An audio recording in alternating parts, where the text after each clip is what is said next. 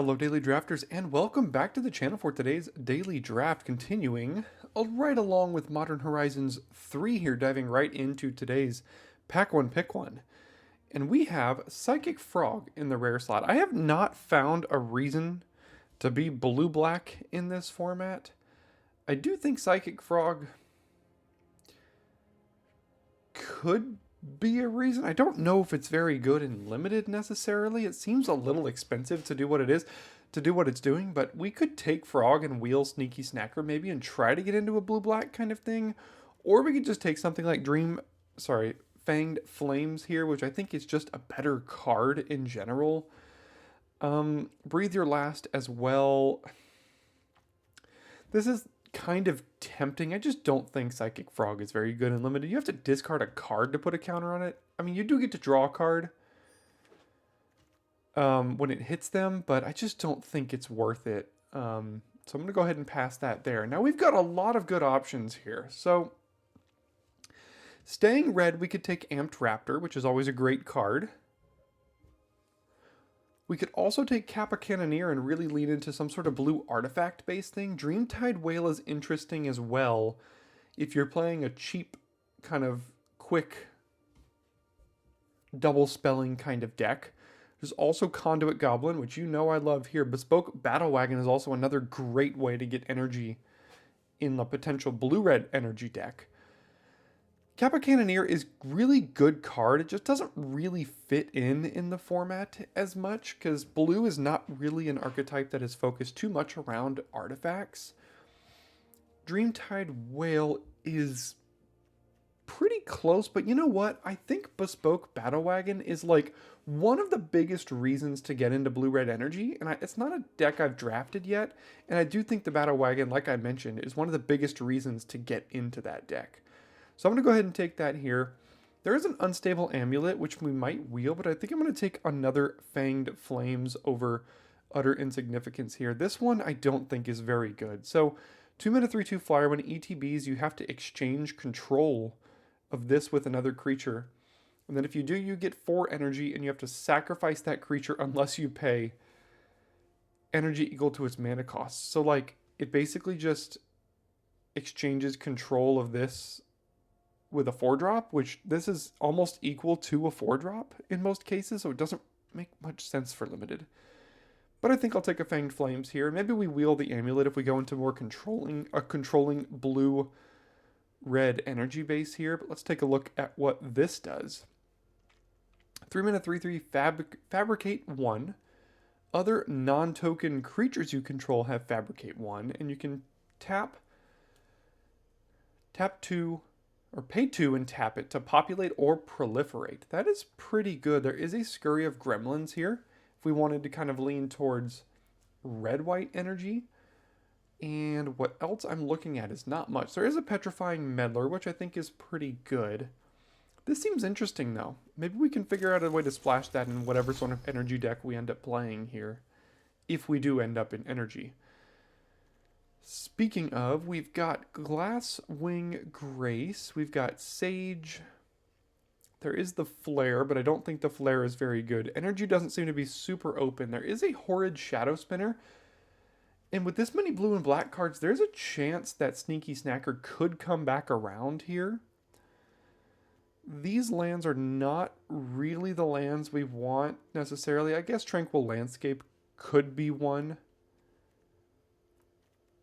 You know what? I think I'm just going to take the Tranquil Landscape here. All these other things don't really do what we're trying to do with this deck here. Now it's basically the same pack here. But this is a Perilous Landscape, and that's the perfect land for us here. It is a tri-land for our deck. If we are thinking Jeskai energy here, there's also Utter Insignificance, which I found to be a pretty decent card. I'm wondering if blue-black is just wide open right now, though. There's Expel the Unworthy. Demon Furrier, I mean, blue-black is just looking to be pretty open. Demon Furrier costs 1 less for each card you've drawn. Let's go ahead and take this here. See what we do wheel next pack. Mindless Conscription could be good in blue-black. Inventor's Axe is meh in energy, but there's also another Perilous Landscape here. I'm going to take that and see what wheels. All right, the Sneaky Snacker did wheel, as well as Electrozoa. And a couple other cards I don't necessarily care about. This is interesting. Do I continue down the blue-red energy path, which I don't think is super open? Or do I kind of abandon it and go with blue-black? Although I know someone took the Psychic Frog, so I'm going to stay with blue-red energy for a moment. Gosh, Kappa Cannoneer wheeling, Conduit Goblet wheeling, Goblin wheeling here, and Expanding Ooze. I don't think there's a world. What does this have? Oh. Okay. This actually could be good with Kaith Famed Mechanist here. Because you can, all your creatures have Fabricate, so you can create a bunch of artifacts. That could be interesting. I don't think we're playing that landscape. I'll just take the Barbarian Ring, but it's not really a card I'm super interested in. I'll take Skoa here. I think I'm most likely to be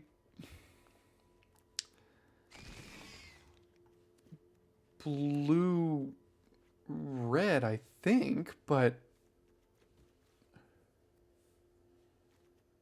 blue-black did seem relatively open now. It's unfortunate that Titan's Vanguard is here because that card is very good. So when this ETBs, you make a 1/1 flyer. At the beginning of your end step, if a creature died, you populate. Well, we've already got another card that wants to populate. What else is there? Riddlegate Gargoyle is good with energy here. It's also an artifact with the Cannoneer, and our mana's looking pretty good to be able to be almost straight 3 colors if we want to. I guess I can take the Riddlegate Gargoyle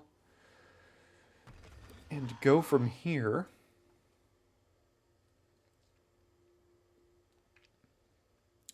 Alright, we've got Deep Analysis for blue-black draw 3. Ether Spike, I think, might be playable here.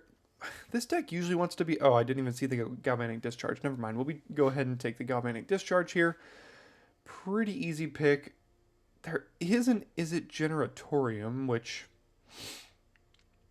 would love to wheel. And if this deck is open, the Generatorium usually wheels. Alright, Inspired Inventor, Suppression Ray, Metastatic Evangel, Tranquil Landscape for blue-white here. I think I'll take the dual land in Suppression Ray.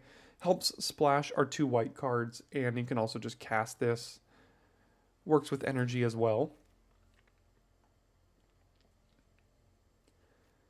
Here's another Deep Analysis. We've got another Demon Inferior, Obstinate Gargoyle on the splash. I don't think that's worth it. And a Drownyard Lurker. I guess I could take the Drownyard Lurker here.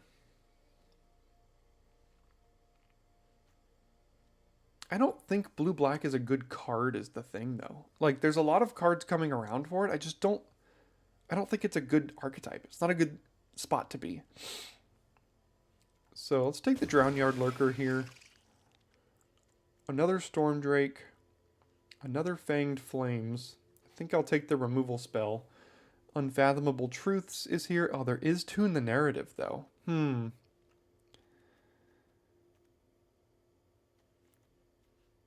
I think Flames is better than Narrative. I do like Tune the Narrative. That's not a card I've put in any of my decks yet.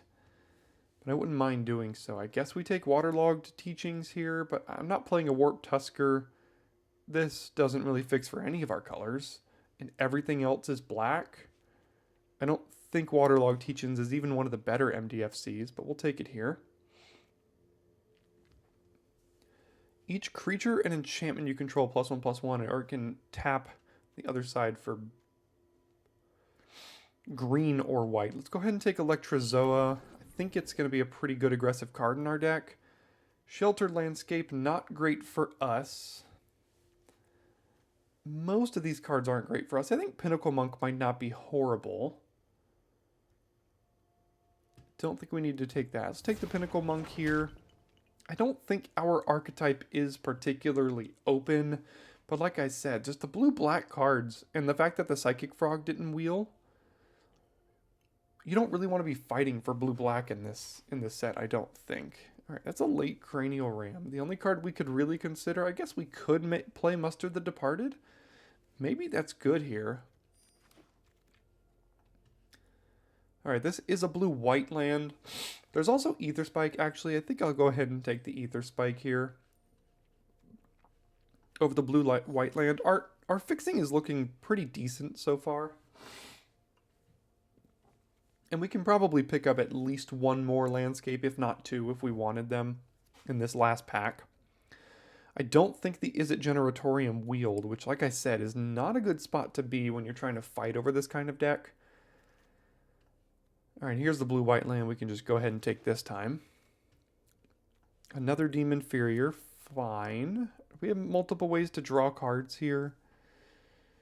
Not really. Currently have 7 creatures, which makes Kaith not as great. Kappa Cannoneer and Kaith kind of want more creatures together. We've got Battle Wagons and Artifact. Gargoyle and Artifact.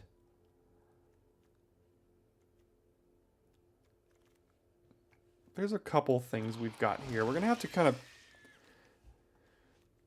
piece this deck together here in the last pack. And what do we have in Ashling? So 4 mana 4/4. Whenever you cast or copy an instant or sorcery, you discard a card, then draw a card. If it's the second time, deals 2 damage to each opponent they control, and if it's the third time, you add red. That is pretty good. Is that better than a Superconductor in our deck? This is a 3 mana 2/2 with Prowess. Gets energy, and when it dies, you can pay 3 energy to have it deal its damage power to any target. I think that might actually be better than Ashling in this deck.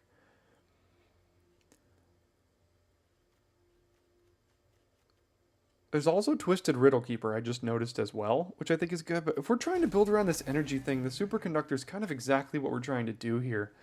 Same with Reiterating Bolt. Flage is good. Or Felia, sorry.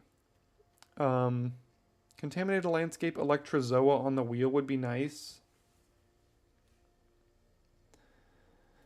I don't think this is great in our deck necessarily. So let's go ahead and take the Reiterating Bolt as a removal spell here. Ral. Instant sorceries cost 1 less. Whenever you cast one, you flip a coin. If you lose it, it deals a damage to you. And if you win it, you can flip him to the other side, which isn't actually a great thing on the other side. Also, the Unstable Amulet from the pack 1 didn't wheel, which is interesting. There's also a Tempest Harvester here. I think it's between Ral, Amulet, and Harvester. Currently have 9 instants and sorceries. I'll give Ral a try. I don't think I'm in love with Ral, but I'll give it a shot here. Which one is this? Counter Artifact Creature Planeswalker, then make a 2/2 flyer? No thank you. I'll take another Reiterating Bolt pretty easily here. This is a tough one. Detective's Phoenix or Galvanic Discharge here. 3 mana 2/2 flyer also has Bestow, but you have to collect evidence to bestow, and it's pretty difficult to do that. I think I'm just going to take the quick removal spell. That could be wrong. You can bestow it from the graveyard too. We have enough removal. If I didn't have a lot of removal, I don't think I would have taken the Phoenix there. But because of all the removal we have, I'm going to go ahead and take the Phoenix. Lots of good stuff for us here. So Revolt.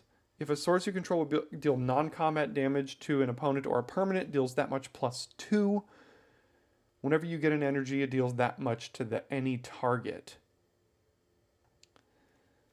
There's also Ironworks. This has been pretty good. It's a weird card. I do like Ironworks in these kind of energy decks. It's difficult to make that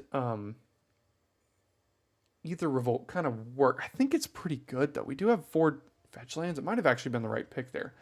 Sheltered Landscape is a red-white land over Corrupted Shapeshifter, which isn't a card I'm super impressed with. I'll just take the land here. Ooh, Tune the Narrative is a gift. Pick 8. I will go ahead and take that. Not playing anything in this pack, so I'll throw that into the sideboard. So we're splashing a couple of white cards here, but not a ton. Currently have 10 creatures. That's also not great. Really nothing wheeled for us either. I said there would be at least 3 cards out of this pack that should, or hopefully, wheel. And we got none of them, so I think blue-black is where we were supposed to be. I just don't even think that deck is going to be much better than where we ended up.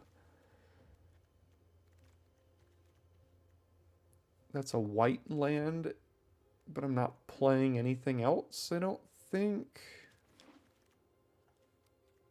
And we're wheeling basically nothing here. Yeah. Alright. And Inventor's Axe last pick. Who knows? I will see in deck building, and then I'll see you after deck building. Alright, here's where I ended up after deck building.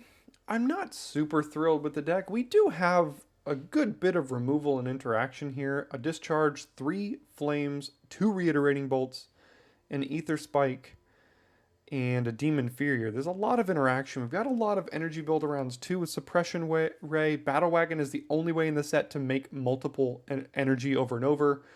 Inventor's Axe, Electrozoa, not really an energy build-around, but it kind of gives you a little bit. Superconductor, Gargoyle. I mean, we've got some stuff here, as well as Kaith with Kappa Cannoneer. I think, so we've got, you know, things like Inventor's Axe, Phyrexian Ironworks makes artifact golems. Battle Wagon's an artifact. I think Kappa Cannoneer is fine enough here. Playing 16 lands with 2 MDFC lands as well.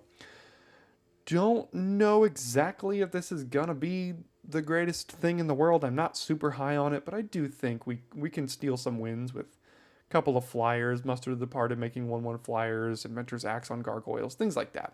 And double Electrozoa in the air as well. So I'm going to give this one a shot, and I'll see you in game number 1. Okay, we go first here. We are a red away from Kaith on turn 3. I think I'm going to play Gargoyle on 2. It's nice to get that thing down. It does mean I have to crack this for white.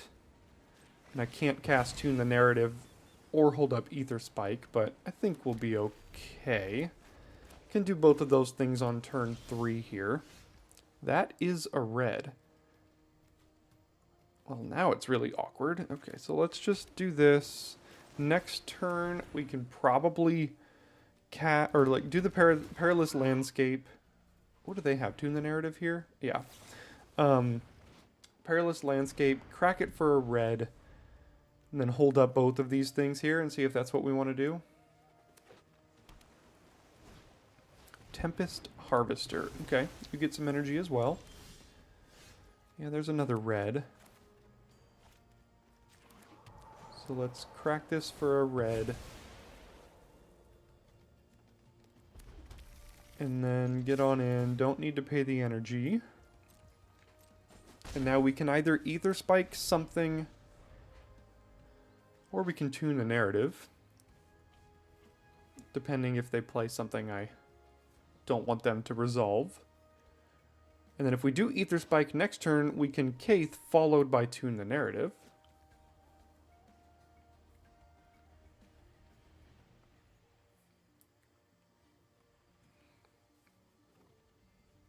And if we don't Ether Spike, we can then Ral next turn and hold up Ether Spike. So, got a couple of decent options that'll keep us using all of our mana here.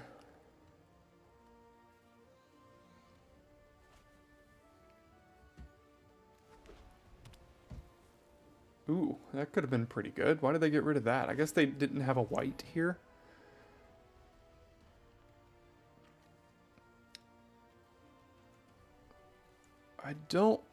Maybe that's why they did that. I don't want them getting that back on the battlefield, unfortunately, so I do Ether Spike unless they pay 3 here.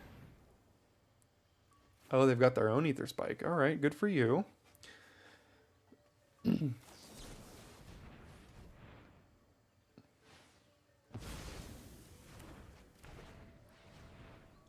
Okay. That goes back. They have all of the energy here.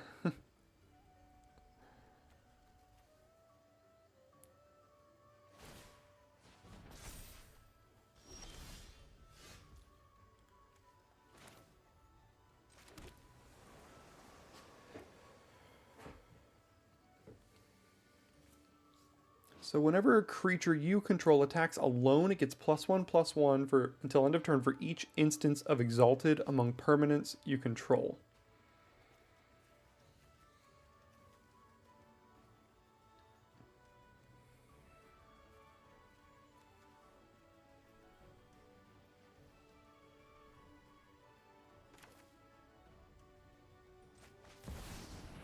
I think I'm going to take the time to resolve Kaith here, make a servo, attack with Gargoyle, don't pay, and hold up Tune the Narrative here.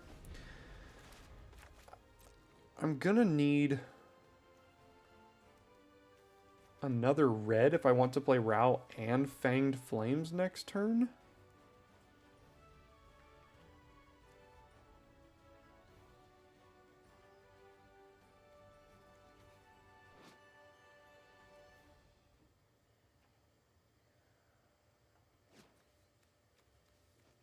Flipping Ral and doing -2 immediately is going to be pretty good, because we can kill this thing. And if they play another X1, oh, they're going all in on Exalted on the Harvester here. Could have put it on itself, but I guess chose not to.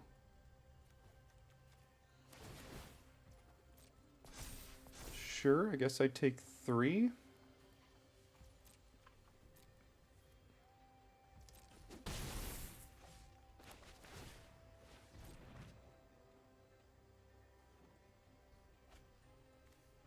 Alright, so they're missing land drops here. I don't need all of these red cards, so let's pay 3, cast Ral, and then see if it resolves. They might have another Ether Spike, doing the math here.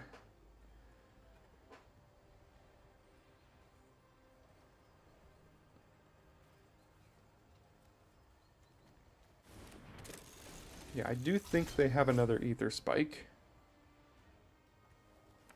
So if I do this, they can do it unless I pay 3, which would counter Fanged Flames this turn. I could still populate, which would be nice. I'm going to do it here, because again, if Ralph flips, I can kill the Tempest Harvester.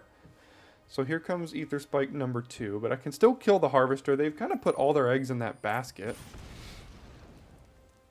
And then I can populate, or I could just attack with this. Let's see. Oh, that's even better. That's a lot better. Oh, it kills itself. Sure. Would I rather push 3 damage or make a 1/1? I think I'd rather push 3 damage here.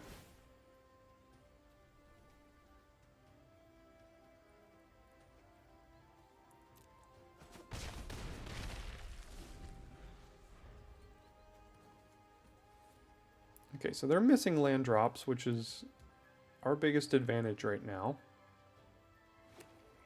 There's a land drop.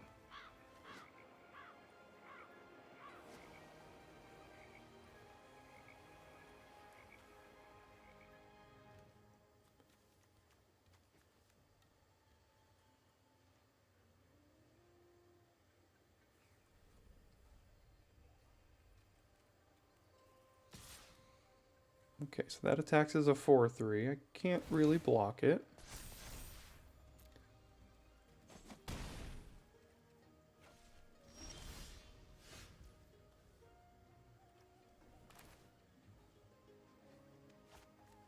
One, 2, 3, 4, 5. Unfortunately, can't collect evidence 6 to bestow it. Yeah, so I guess I just have to cast it like this. That does resolve.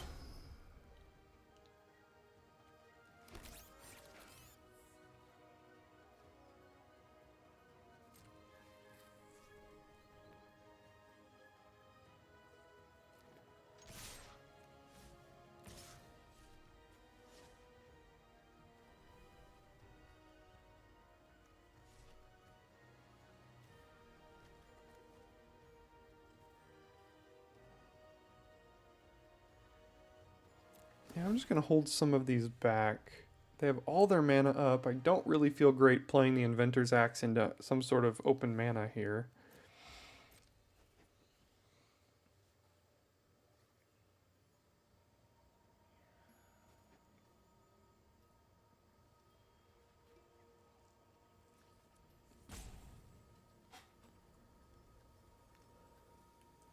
Kappa Cannoneer would be a pretty good draw. We have 4 artifacts, potentially 5. Electrozoa, going to trade with Phoenix or Gargoyle here.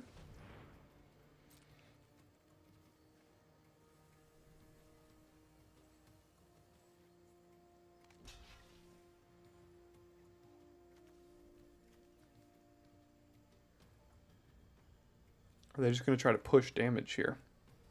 I mean, I don't mind chumping that with a 1/1 if I need to.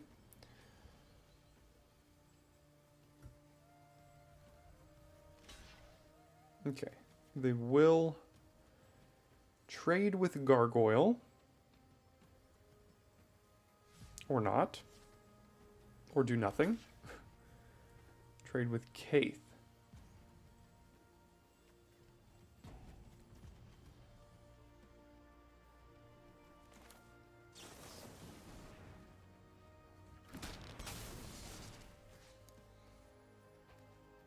Yeah, let's put it over here, I guess.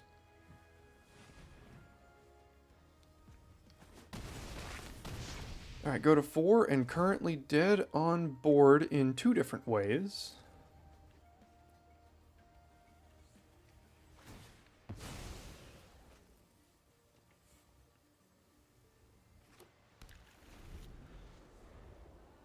Hopefully no Suppression Ray. That would be a pretty bad card for me to see here. That's the dual land that we have in our deck that would tap all our creatures and put energy counters on, like, a good bit of them. Or not energy, stun counters, sorry.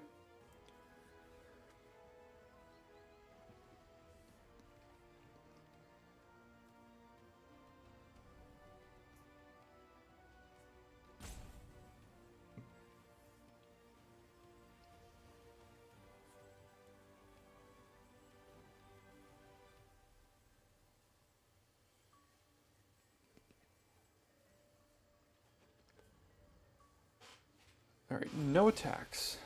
And a land, of course. So we go to combat, we attack with the flyers, I guess. 7 energy? What are they going to do? So clearly they have to kill the Phoenix here, or they lose. So let's take action here and give it to itself.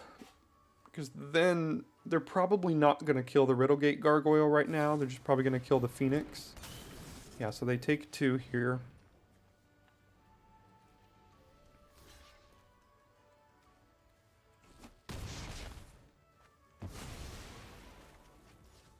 And we can collect evidence 6 now. Do we want to cast it as a creature? No, we have to cast it as a bestow. So let's do targeting the servo, I guess.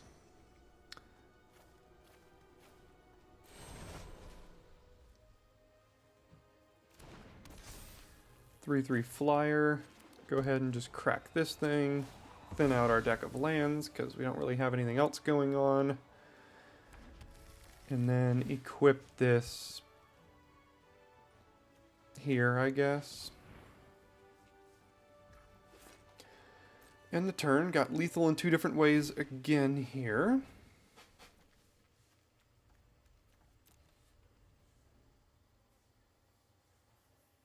Playing very similar decks against each other. They are straight blue-white energy, and we are kind of just Jeskai energy here.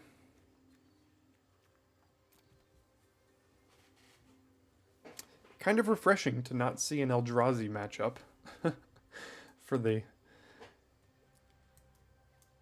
50th time already this format.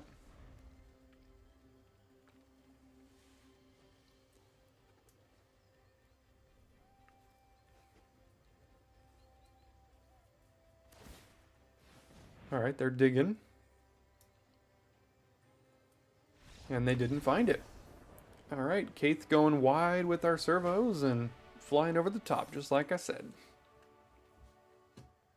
Alright, we start on the draw here. Hand is a little slow. I think it's keepable, but it's definitely slow. Do I want to play these as lands? I don't think I need to play the Pinnacle Monk as a land. The Suppression Ray could give us blue and white here. Guarantee we hit our 4th land for Battle Wagon. I think I'm going to play this one as a land. And the next turn we Perilous Landscape. Which one is this? Whenever a land enters, you get an energy and then pay 6 energy to draw 3. Okay. Do I want to Reiterating Bolt that right now?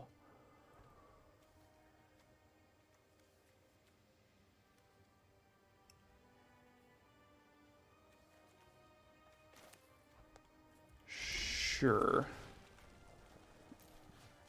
That could get out of control if they really do build around it quite a bit. It's a free way to draw 3 cards once they get to 6 energy. And, you know, we've seen getting to 6 energy is not the hardest thing in the world to do. Okay.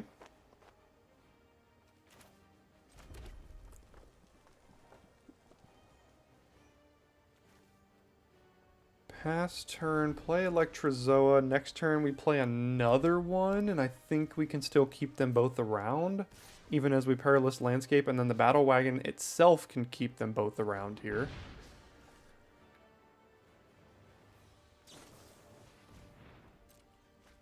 And then we can start attacking for 3. They're going to trade with the Sneaky Snacker here.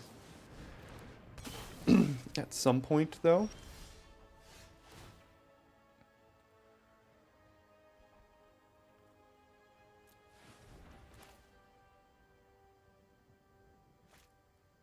So we'll do this and go get...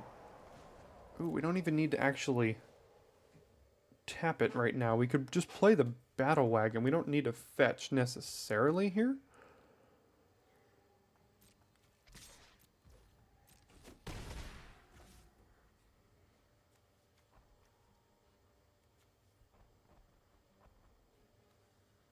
But I could fetch, play this Electrozoa, still have both of them for attacks next turn, and then also play Battle Wagon. Just next turn do that.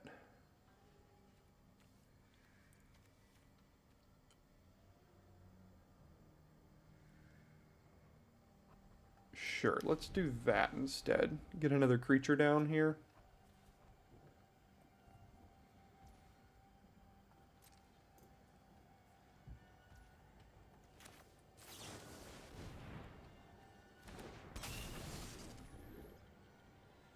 Alright, they're going to kill one of these here.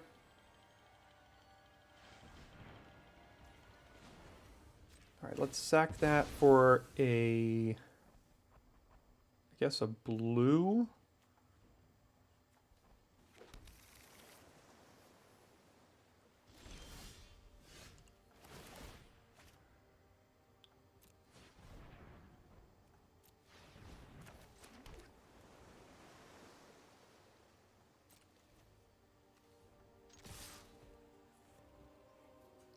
Alright, what do you got? You got your own Electrozoa. Alright, everything trades, I guess. Sure.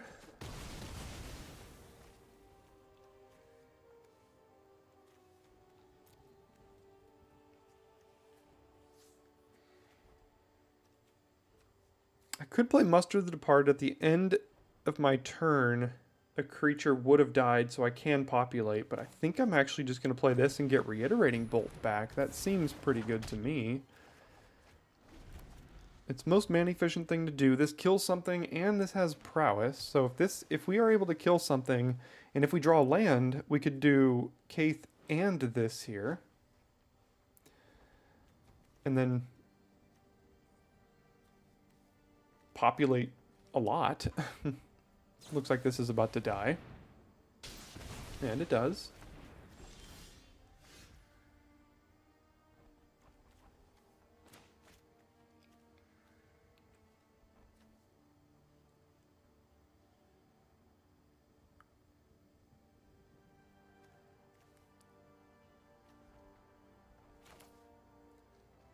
This is tough between Battle Wagon and Kaith here. This puts some pressure on the board.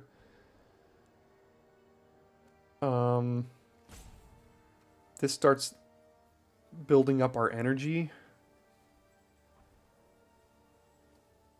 It's the most mana efficient thing to do here as well as the Battle Wagon. Next turn we could do one of these and one of these here. I'm going to do this.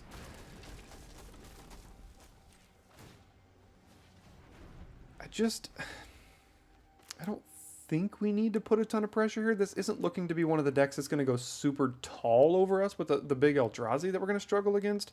And we do have 2 removal spells in hand. So notably, Fanged Flames is kind of like a Namba with Muster the Departed. This doesn't actually kill the creature, it exiles it, so Muster would not trigger Morbid. So we'll have to keep that in mind. They know we have Reiterating Bolt, interestingly, and they still got back the Royal Cartographer for some reason.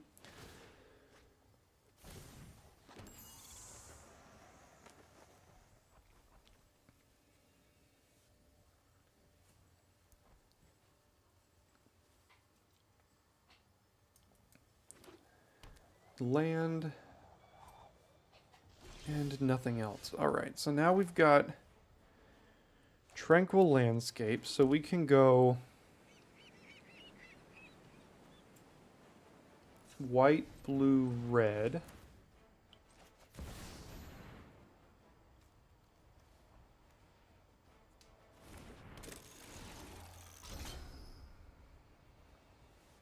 Make the servo.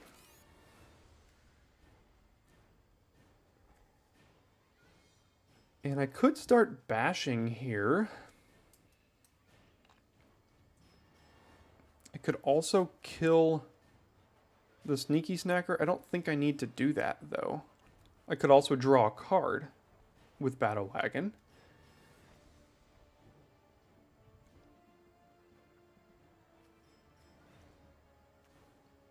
I could also build up more energy. I don't think I need more energy necessarily, though.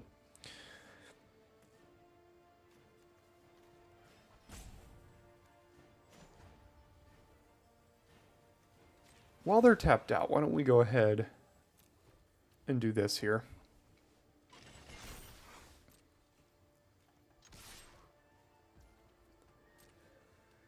All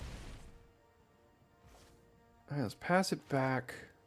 Just going to keep on to these. We do have 3 energy to replicate the Reiterating Bolt here, if they go for another cheap creature. So down goes Kaith, it looks like.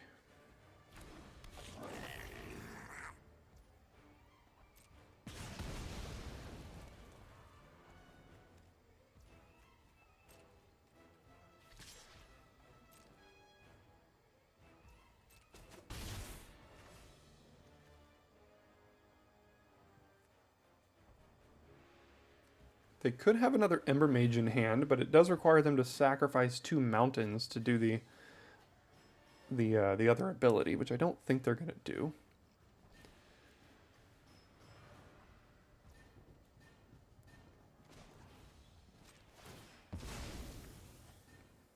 I don't think I needed the other white necessarily. How much more white do we have in the deck?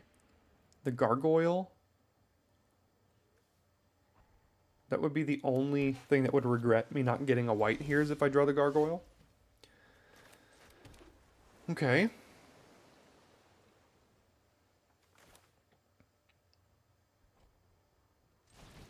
think I'm going for this here now.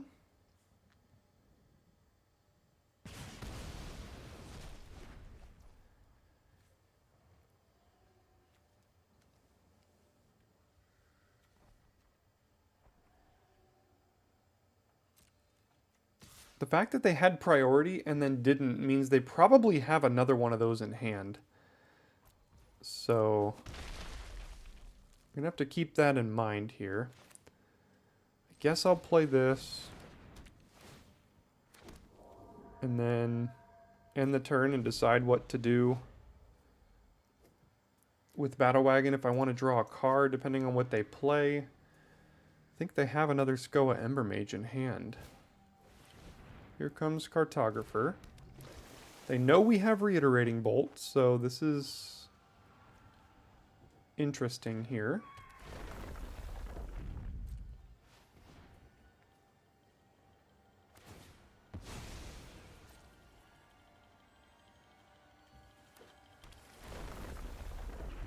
That's definitely a card I want to kill.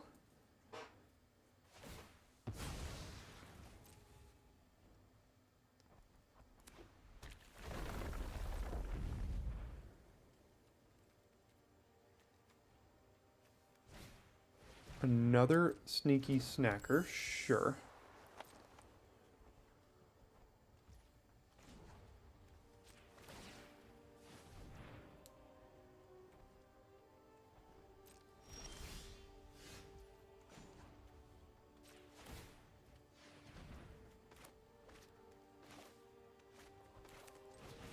All right, so let's replicate twice. So we do it here.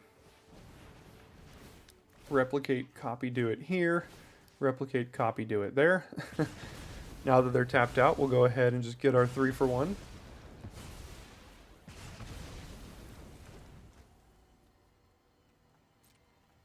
The sneaky snackers are coming back because they do have deep analysis here.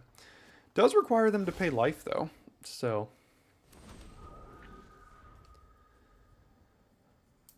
They're kind of at 6 if they want to do that, and these come back tapped, right? Yeah.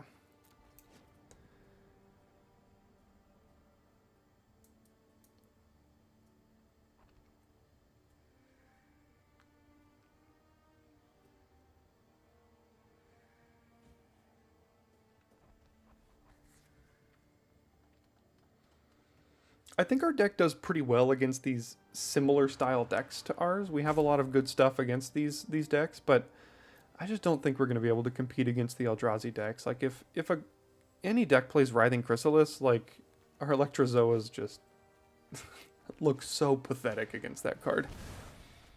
So they will return their sneaky snackers.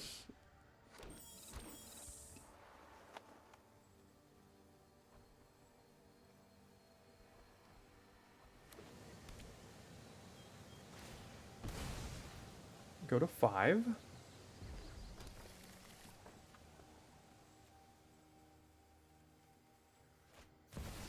What is that?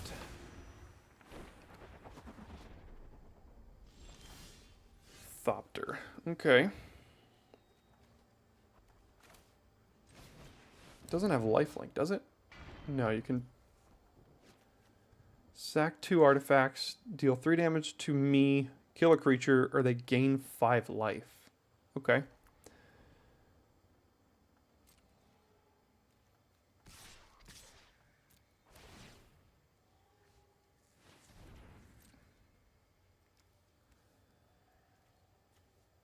They could just kind of double block and then gain 5 life with Brea here. No, they're just going to let it happen.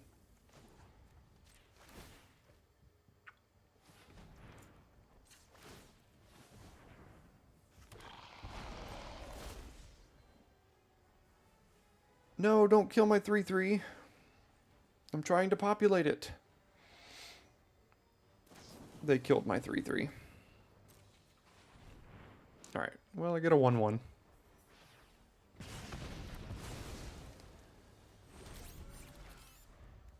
Which is not as great. I mean, I'd have to take 8 here this turn, potentially. That's not great.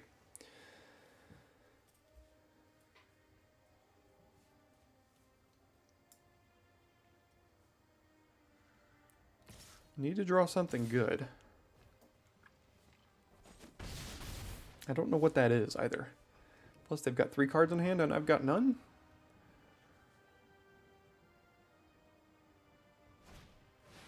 There's the other Skoa Ember Mage. Go to 8.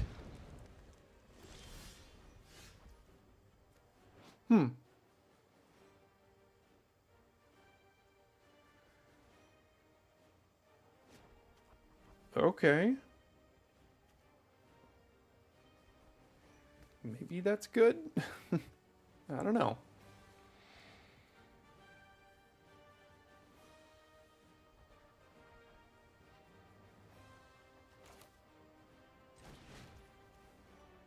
think I just pay all the mana. I don't really have any reason not to.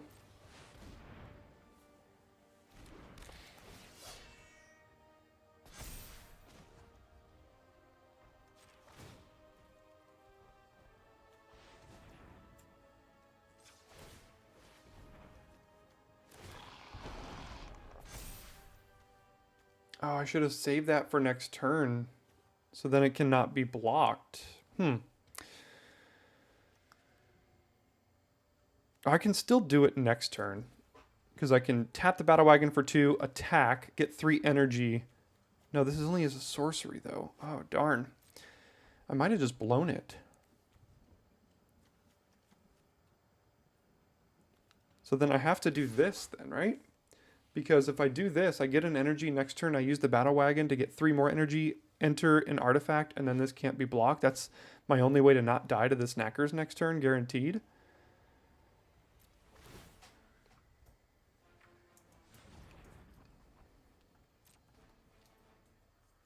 Not to mention, if this dies,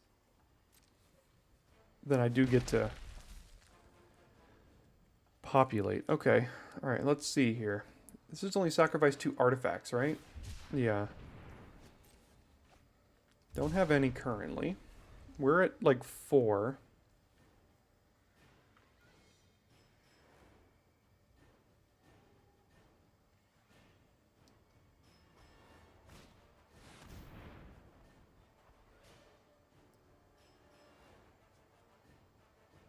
Alright, that does it.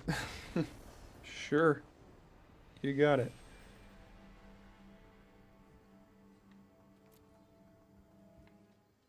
Alright, we start on the draw here. We've got all 3 colors of mana, so I think it's something we can keep here now.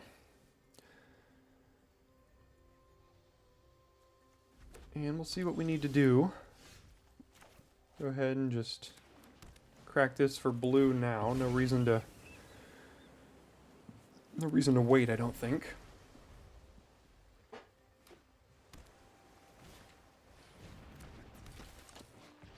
That card is crazy, and I'm going to kill it right now.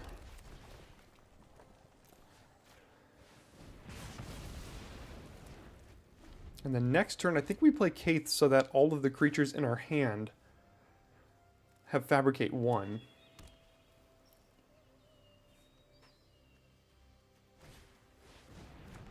That's a card I have not yet put in a deck, but seems like it would be pretty good.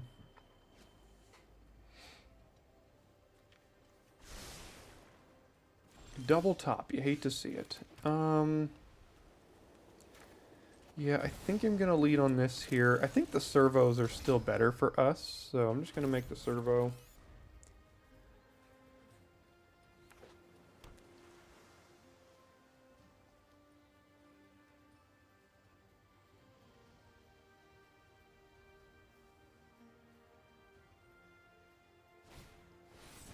What is that? So they get to bounce my servo.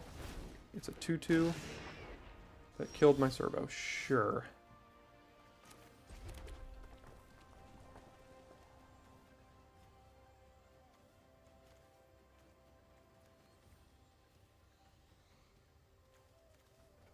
So I can cast Ironworks and then attack, and if they double block, I can blow them out here with Galvanic Discharge. Conversely, I could just play Electrozoa on their end step or something. I think I'm going to cast Ironworks. That does get me an energy, which is pretty good.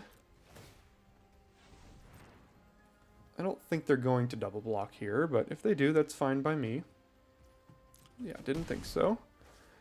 And get 3 energy, use 2 of it.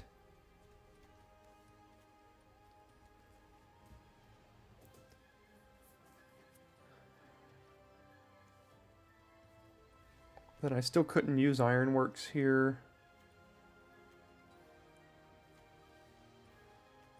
Sure, let's pass it back. See if I want to use it on anything bigger. If they play like a 4/4 or something.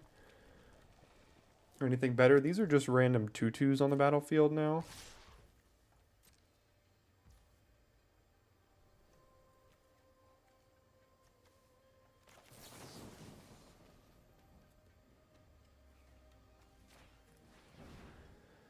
I think now we'll use it to prevent some damage now that they chose to attack.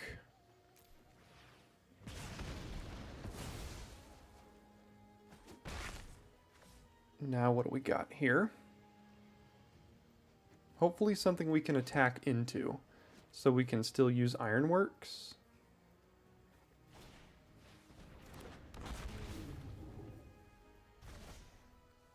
Oh, that's going to be pretty good for them. They sack this for a green. Next turn they can bounce this to our hand and kill our Ironworks. So they could also just play it right now and kick it. Oh, that's also good. Alright, playing against some Eldrazi stuff here.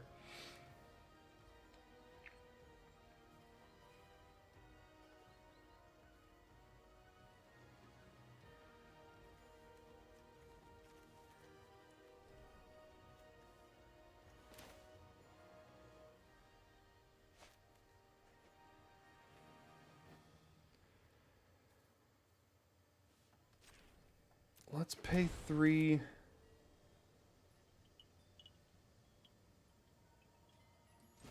Do this. Pay the 3 energy, use the golem, and then fabricate or populate the golem here, I think? Rather than playing Ral? Because this is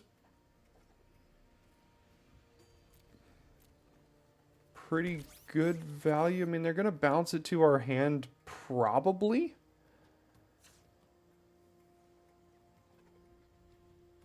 And then we're going to lose access to the Ironworks, because they're also going to exile that. So they bounce our golem and kill our Ironworks here. And if we don't do that, and we play Ral, then they're going to bounce our servo, kill our Ironworks.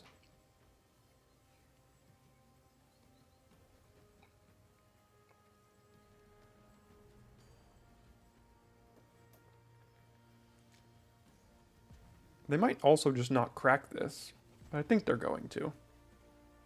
But actually, if they crack this, they can't actually cast that. Actually, yeah, they could. They crack this, they get an Eldrazi spawn, they can crack it for colorless, and then they can still do the green and everything here. So I guess I'll play Ral and still use the energy here. I just won't populate the golem.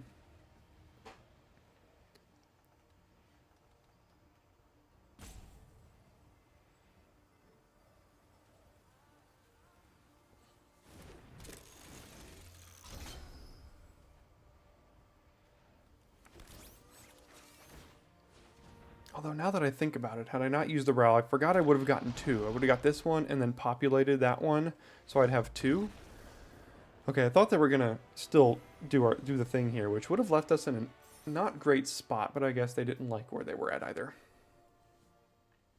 Alright, we start on the draw here, and we do not have access to a red source. With double Reiterating Bolt and our first play being Cycling a Lurker, and Muster the Departed not doing much, I think we gotta send that one back.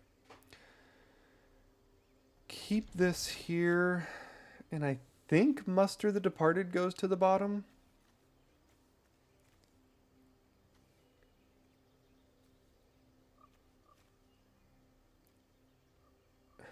I could get rid of Kappa Cannoneer as well. That way I could actually cast this thing. This card is good. I'm going to be shuffling Cannoneer in anyway. Yeah, let's get rid of this. And then the landscape is going to be shuffling the Cannoneer in. I could play Mountain and hold up Galvanic Discharge on turn 1. In case they play a 2-drop I want to kill. Actually, yeah, let's do that. It might delay Muster the Departed at least a turn or two. But let's see. There isn't anything that I need to kill. Now we'll hold up Ether Spike.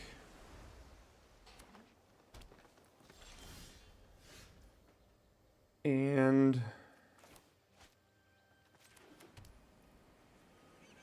I guess I cast Phoenix now? See if they have Wither and Bloom. Looks like they do.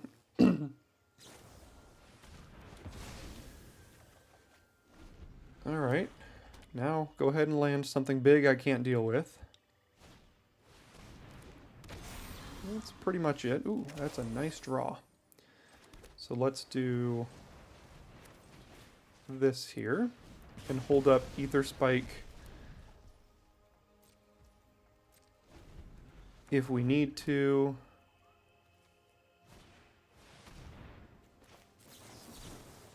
Do this unless they pay 1 energy.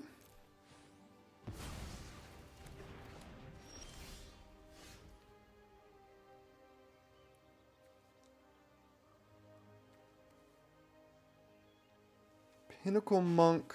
I'm cracking this for a white here.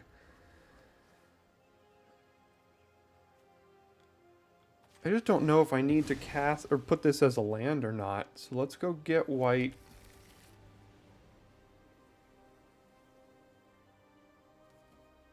I don't think I do. Because I still have Galvanic Discharge to kill an X4 here. Tune the narrative. Alright, let's cast that.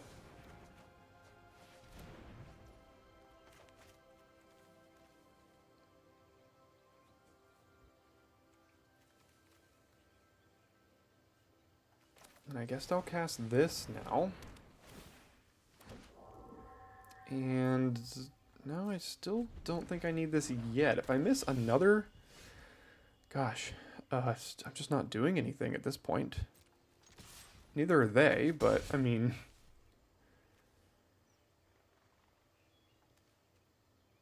One, two, three, four, five. So I can't bestow this. I could use this on all my own things, which I don't want to do. Pinnacle Monk is going to be so good when I draw my second red, though. So I'm just going to keep it in hand.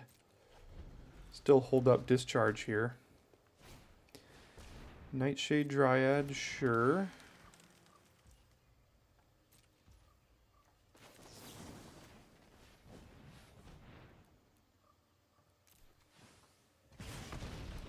If they were looking for a colorless source, I needed to get rid of that. And...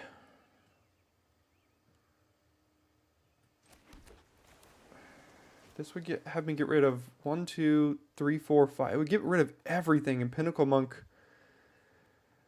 wants to get something back. So, I mean, I'm just not putting a ton of pressure on them, but I do have good removal here. It's just that they play something big, that's going to be a problem. Okay, there we go. So let's... well, then I can't kill it. Do I need to kill it here?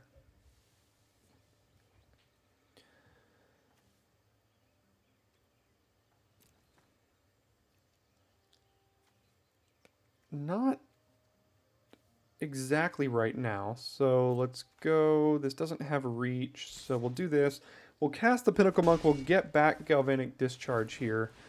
And then we have it for a lot next turn, if we want it. This is going to be a 4-4. They could turn it into a 5-5, but like it's still going to die to Discharge. Oh...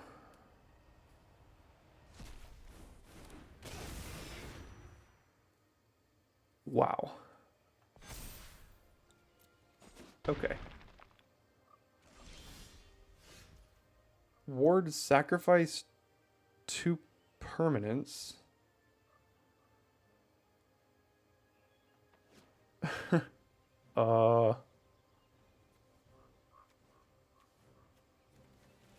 Okay. 10 cards in my library?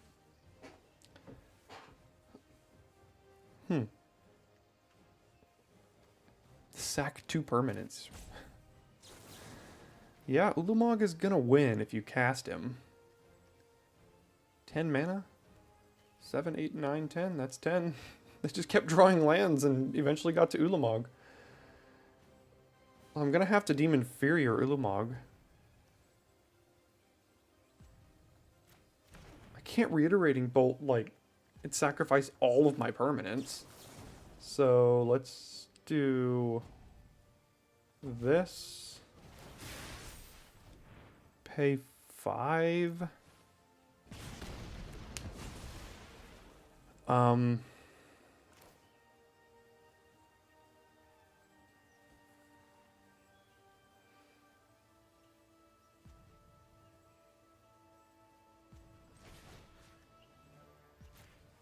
do this, sacrifice 1 and 2, I guess. And hope I can get there. So let's go 1, 2, 3. Let's see. 1, 2, 3, 4, 5, 6 here.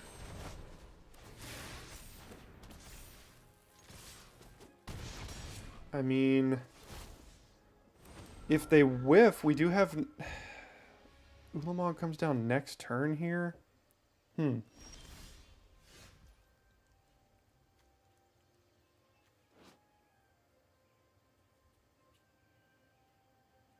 of this does anything. So what does that do again? Exiles half my library rounded up. ETBs with a bunch of counters, but I can probably attack past it. So let's do this.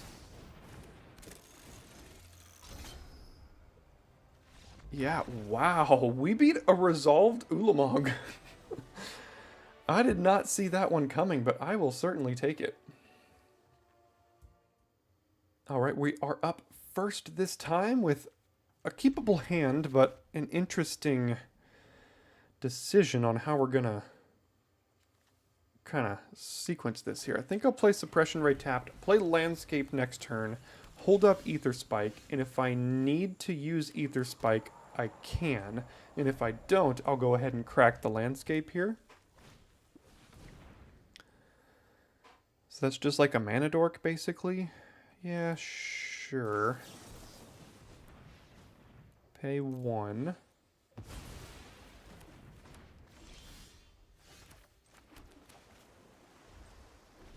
think I'll flash in Electrozoa this time.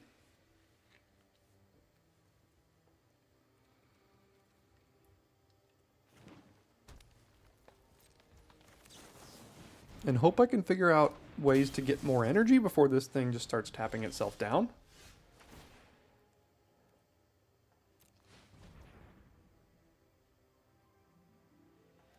That gets red, right? Yeah.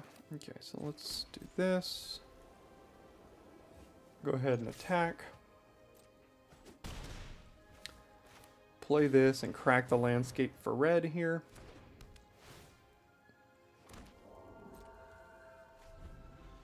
No plays. And here comes Writhing Chrysalis. Close.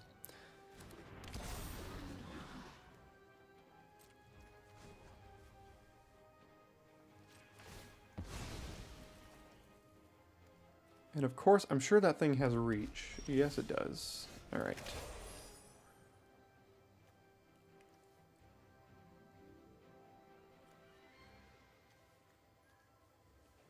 So I can trade Electrozoa and Reiterating Bolt for a Nyxborn Hydra. In that case, I do get to make another 1/1 flyer here.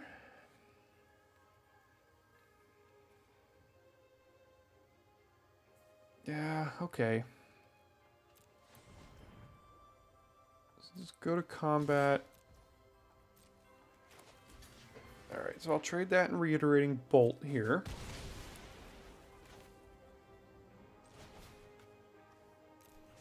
And again, I do get to get the flyer.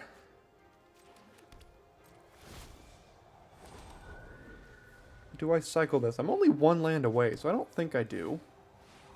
Oh, I hate that so much. Hate that for me. Hate that for me.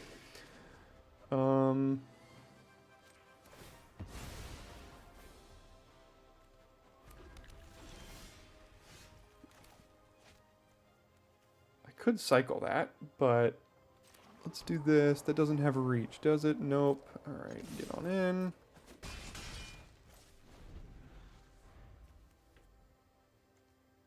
Yeah, Titan's Vanguard. Great card. They didn't have a colorless creature to play before attacking, though, so at least there's that, but that is a small victory, to say the least.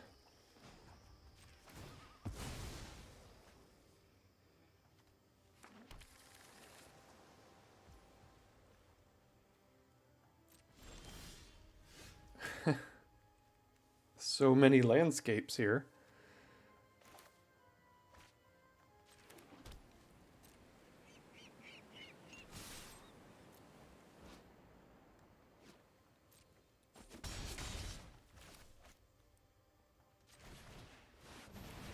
And unfortunately for me, this thing does have trample as well.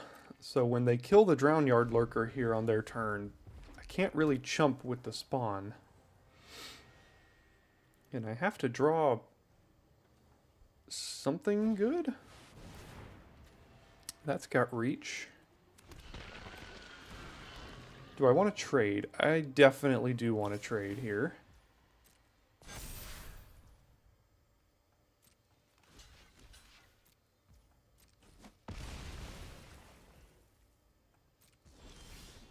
I was going to do this to thin my deck out before my draw here, so I have a slightly less of a chance of drawing a land.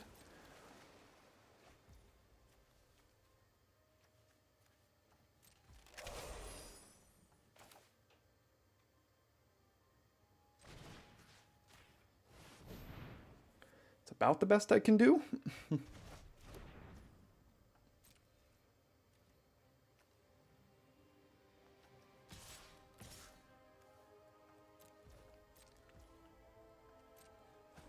I'm definitely not using this mana, and I can go ahead and populate one of these now just by sacrificing it. So go ahead and get another flyer.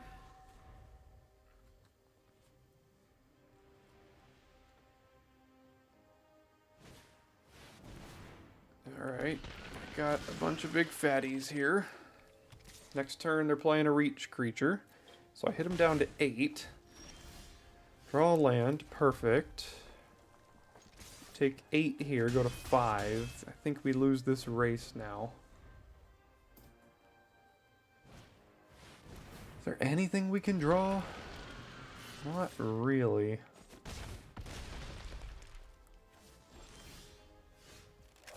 That really does nothing.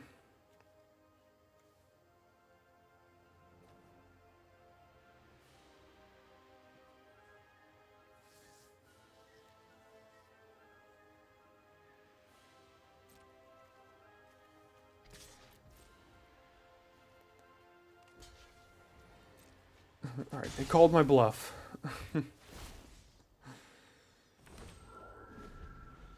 So I have to double chump here.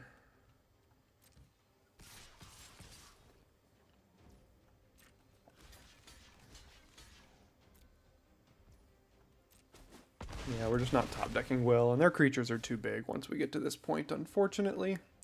Playing against Eldrazi, you gotta get underneath them before they get to this point in the game.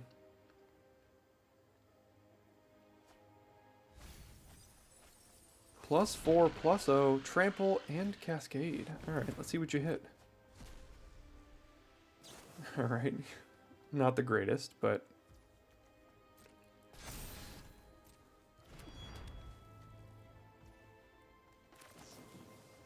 I don't think there's a way we can, like, win here, but... I don't know. This puts them to 5? Can we deal 5 to their face?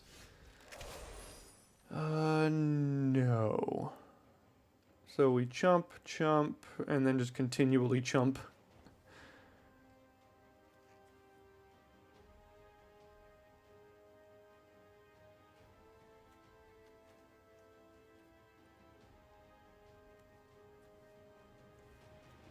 Yeah, that won't do it. Alright, too big. And they played the reach creature. All of these Eldrazi, they're like, you know what? What's the one way we could lose? And set design was thinking, what's the one way this deck can lose? You know what? In the air. Eldrazi are not good enough. Let's give them all reach. All the green ones, let's give them reach. That's gonna stop it. And then they gave him reach, and now you can't win. Alright, Suppression Ray going a long way in making this hand keepable, so I think we will keep this here and probably play Tune the Narrative on 1. I don't think I'm going to need to do a turn 2 play, so I can play Suppression Ray tapped on 2 here. And now I don't necessarily even need to do that.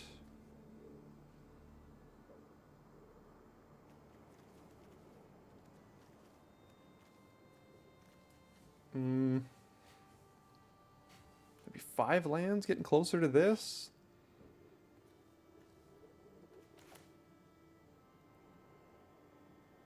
No, let's keep it in hand here. Let's try to keep it in hand. We already drew 4 lands, so it's not the end of the world. Hex Gold Slith. Sure, that's a good one.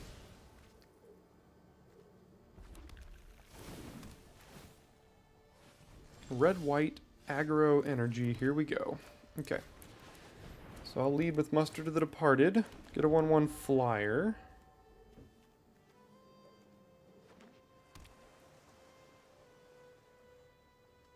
I don't think I block here because then I can't populate the flyer.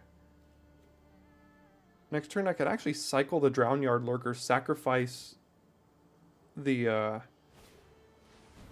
creature. Oh, jeez. Yeah, they got red-white energy. Oof. +1/+1 for each creature enchantment. Okay, so that's a problem, and I need to Fanged Flames that next turn. So this will actually be a decent little turn for me here. Never mind. It's a 6/5. Yikes. Can I get another energy somehow? Not really.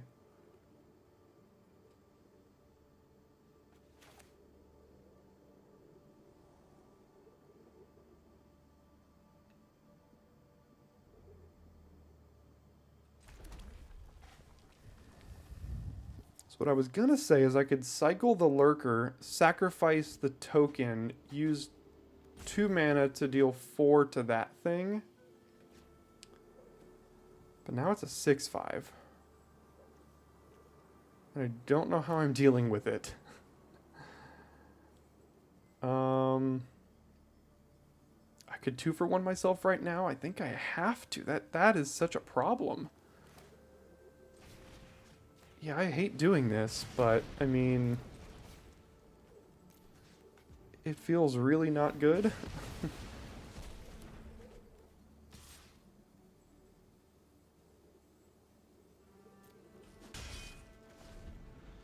But like I said, like, that was gonna take over the game in a way that I couldn't deal with.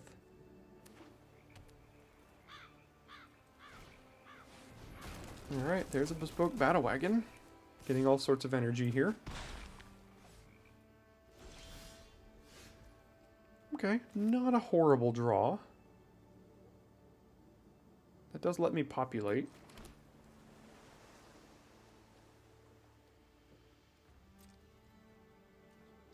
If I want to do it now on their Raptor, and I probably do, I could actually cast Suppression Ray for a lot and tap it all down.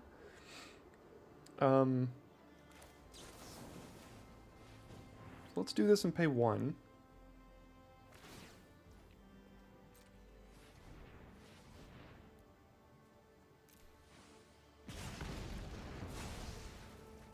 End the turn, populate the token. And I think I'm going to cycle the Lurker here. It doesn't do anything until I draw 2 more lands. And if I draw 2 more lands, I'm probably in not a great spot.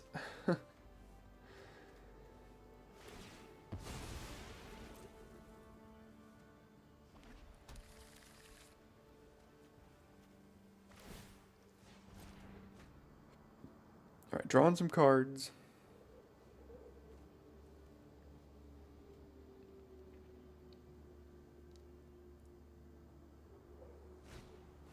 Inventor likely getting 3 energy here.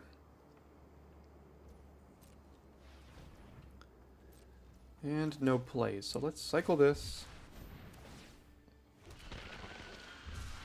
Get our own wagon. Ironworks, not bad. Especially with Battle Wagon here. Can I do both? 5, 6. This is 7, so no, I can't. So what would I rather do? I think I'd rather get 3/3s going.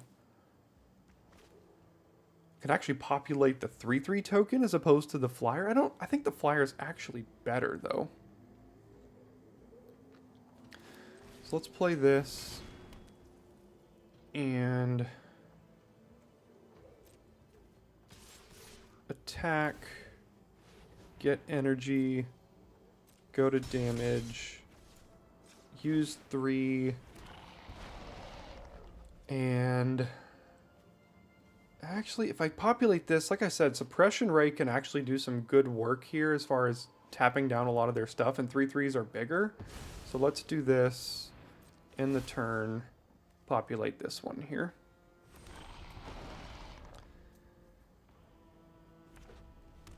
Just gotta hope they don't have some of the bombs, the bomb rares and mythics and stuff in this archetype.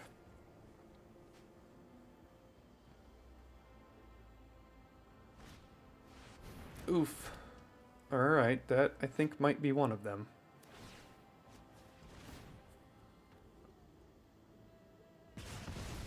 Yeah, passing Ether Revolt in the draft probably wasn't the right thing to do in an energy deck here.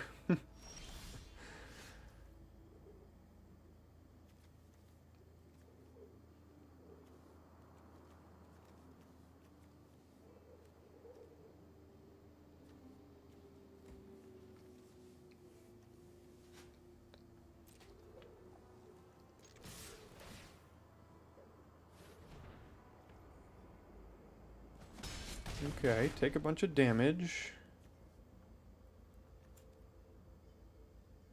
Make a 3/3, and the Battle Wagon plus the Ironworks is such a good combo. Plus, if we draw another land... No, if we draw another land, we can't do both of these, so... Let's end the turn, because this is basically a 3/3 every turn as long as we've got Battle Wagon out and Ironworks here. But they can just, like, shoot down one of our creatures every single turn with this combo. That's also a pretty good combo.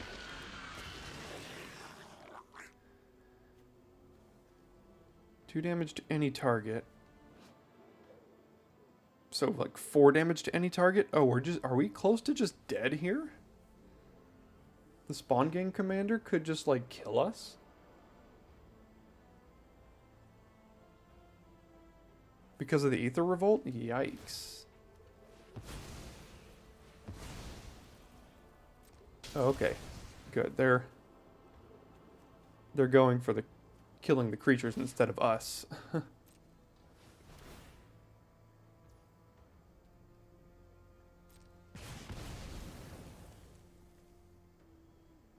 Yeah, they had us like totally dead there. I mean, this could have dealt 4 damage to our face. That could have dealt an additional 4 damage to our face. Like,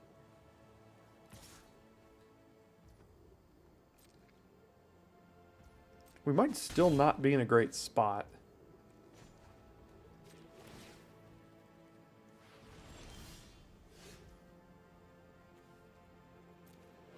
So I can bestow this here.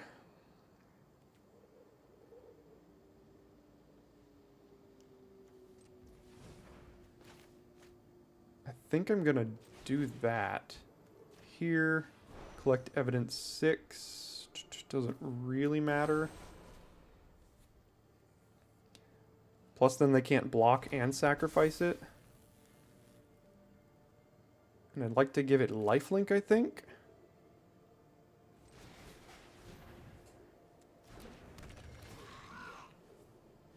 Just to make sure I don't die.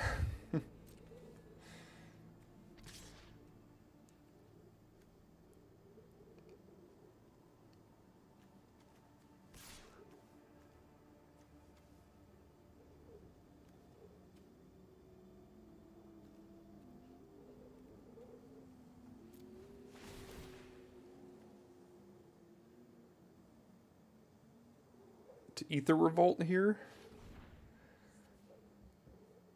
So let's pay 2.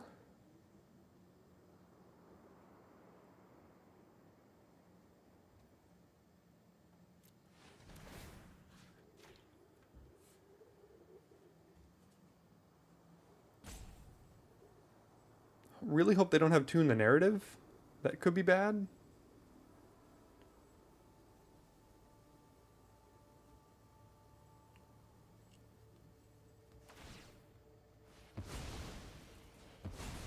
Oh, they sacked itself.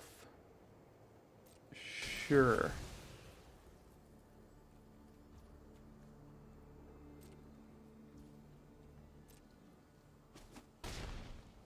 Okay, go up to 16. That makes me feel better now.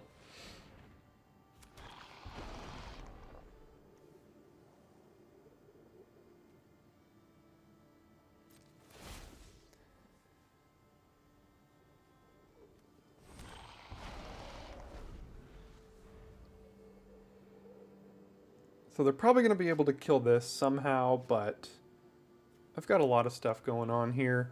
Plus the suppression rate to tap down most of their creatures. Attack. Why are you attacking?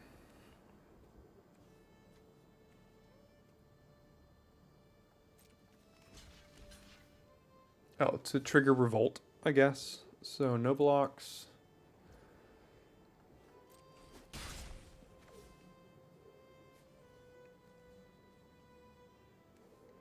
Probably have to tap this to draw a card. Try to get out of this here. Yeah, that's fine.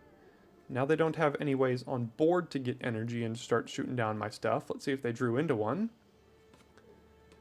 These energy, like, mirrors have been fun. It's just when you play against Eldrazi, it's just, like, not the most fun thing in the world. I'm sure it is for them, because they just keep crushing me with that deck, but, you know, I'm playing cool stuff like this, and they're out there just big fat 6/7s that have a reach. Block my whole board. Alright, we did get there against the mirror. We'll take it. Unfortunately, once again, taking another mulligan in the format that has led to the most number of mulligans for me. So we'll keep this, and then, oh man, this is such an ugly put back here. We probably have to keep all of our lands, so I guess Reiterating Bolt is the worst of these. So let's do this, go get blue. That way next turn we could tune the narrative while also sacrificing Shattered Landscape here.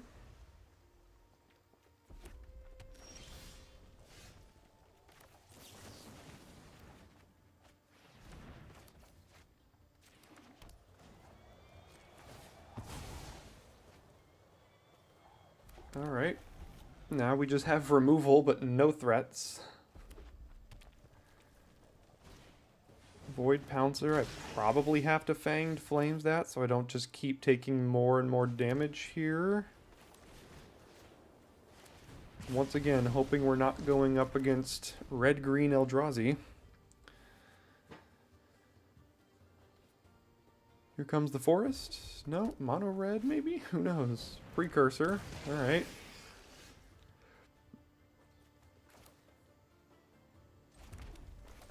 Sure, next turn I play Pinnacle Monk, I get another one back. And then the following turn I play Electrozoa and kill their 4-drop.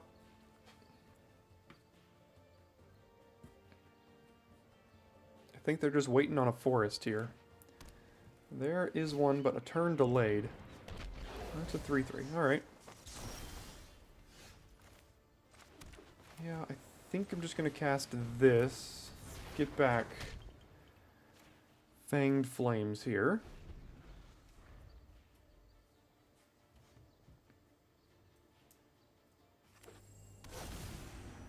Ooh. Okay, so they chose not to here?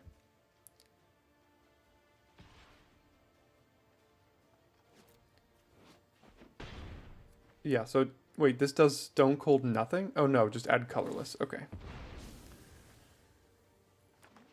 There's the green. So next turn,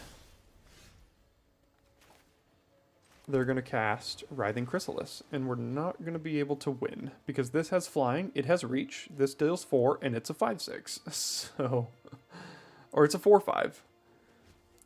So that feels bad. So let's cast this.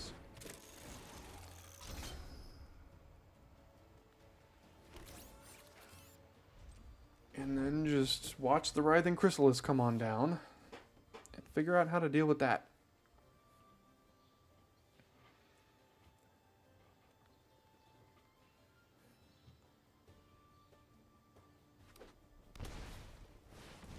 Goa, Ember Mage, killing Kaith. Alright, alright. Sure. Take 6 here?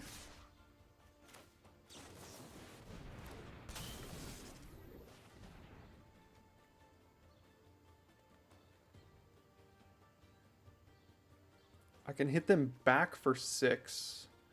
It's not really a race we win necessarily. But let's hold off on it for at least one more turn here. Pay an energy.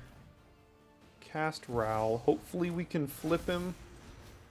Don't take a damage here. We do flip him.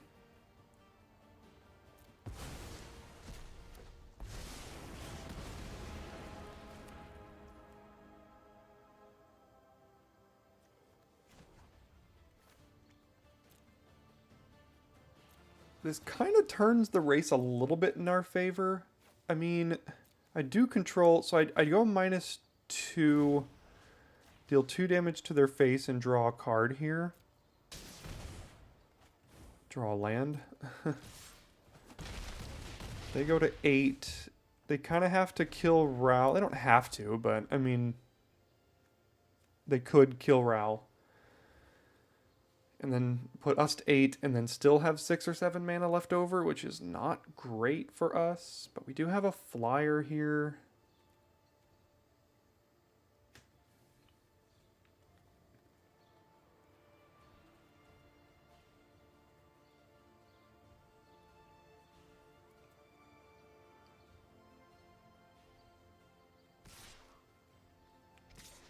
Okay, go to 8.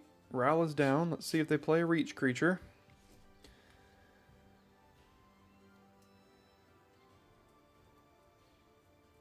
Oh, they could just go to our face if they think they've got us. Yeah, they might think they've got the race down here. Because here comes a big creature I probably can't get through. Yeah, I mean, it removes my threat. Perfect.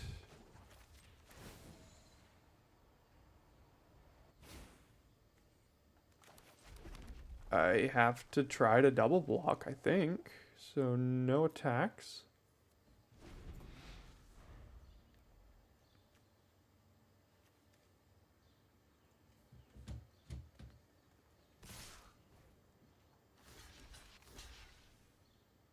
Don't have anything else I can do, and if I top deck nothing, if I top deck another land, I am dead on board. And even if I don't, I'm probably still dead on board. Because that's a 6/6, and it's got trample.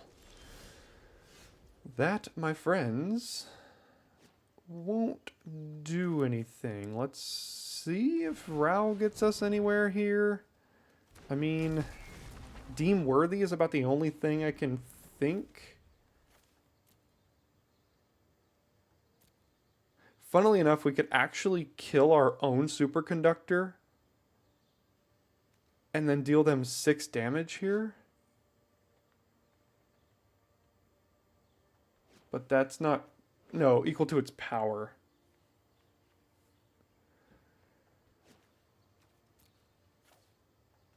So we have to try to draw deem worthy, I guess.